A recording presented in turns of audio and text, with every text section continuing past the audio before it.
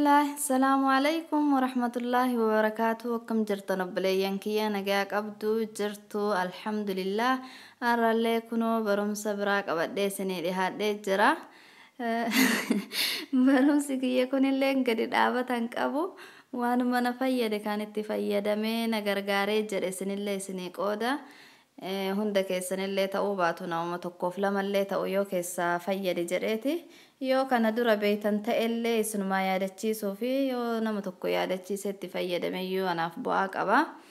Akkasuma kun akkuma isin asitti argitan kanarra waa'ee meeshaa kanarraa isinii himuu fi kana maal goona naan hin jedhin osoo hin dhageeffanne. Hiriyaa tiyyatu dhiyoo tana na gaafatee daa'ima kan kee akkamitti pooppoo barsiiftee mana fincaanii akkamitti akka isaan fayyadaman barsiiftee jettee na gaafatte. Isiidhaaf himee jira garuu ka akka isii yookaan itti fayyadamuu barbaadu ka akka isii irraa rakkate jiraattu oolu tokkolleen ta'u jedhee isinillee isiniif qooduuf yaade inshaallah. Wanti na fayyade kun akkuma isin asitti argitan meeshuma sadii kana.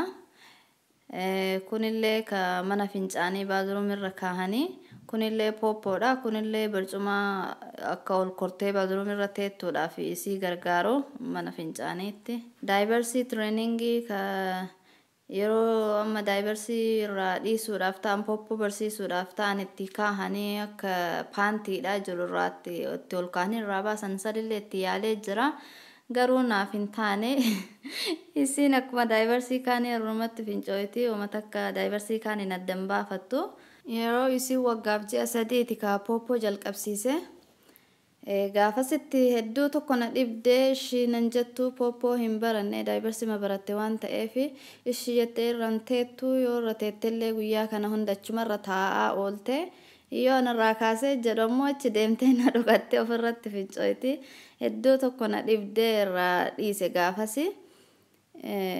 Eegasii boodatti jalqabe gaafa isii waggaa fi ji'a shangeettu jechuudha. Gaafasi isimaatuuf qopheesseeyyuu akkamitti yoo naan jettan xiqqoo waa barattee yoo fincaayee yeroo takka daayibarsii irratti fincaantu hin jaallattu narraa baasaa jettee hooma jiidha ta'e yoo surra isii tuqe yoo suma jibbitee narraa baasaa jettee lolti.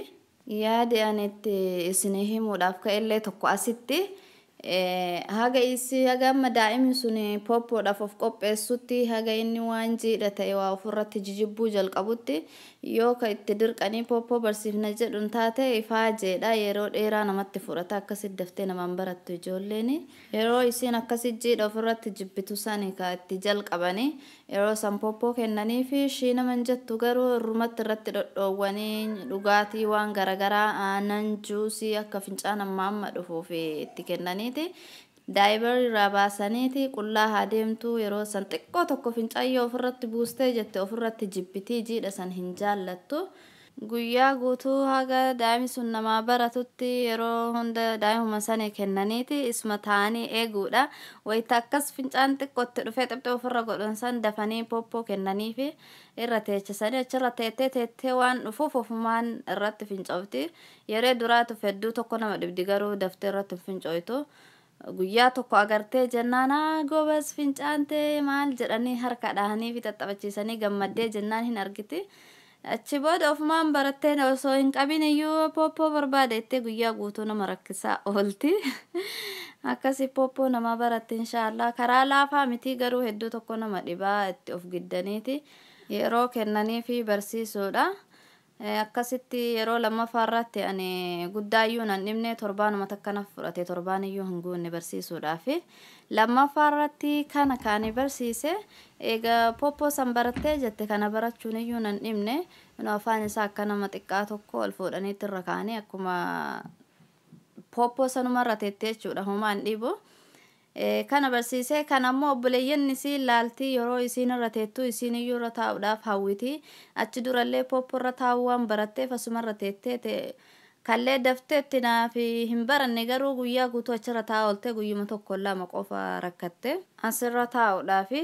Eegasii yoo suma barattee ofii isiitii amma yoo fincaan qabee jedhu fincaan godhaa irra na godhaa jettee himatti yoosuu barattee. Guyyaa pooppoo eegalsiisee irraa jalqabee hooma daayipar jedhaniyyuu irraa dhiisee achi as haga ammaatti ittiin hin amma wallaalteeyyuu hin jaallattu isiiniyyuu daayipara. dhumarratti ammoo kana kaani barsiise kuni barcumaadha ol kortee akka isin toileetii irra teettee ofiisiiti yeroo fincaan qabee jedhu deemtee irra teettee fincaantu irratti barsiise. Mana fincaanii irra teettee itti fayyadamuu barattee jennaanini barcuma barsiisuun nagas marayyuu miti homaa naman dhibu. Amma ofumaan surrii isirraa baasee deemtee irra teettee fayyadamtee osin irraa baatu deemee irraa dhiqaa. Guddaayyuu nan dhibdu jechuudha. Halkan illee akkasumatti barsiise galgala haga isiin rafne faa yeroo lamaffaa fincaansiseeti akkasin raffisa.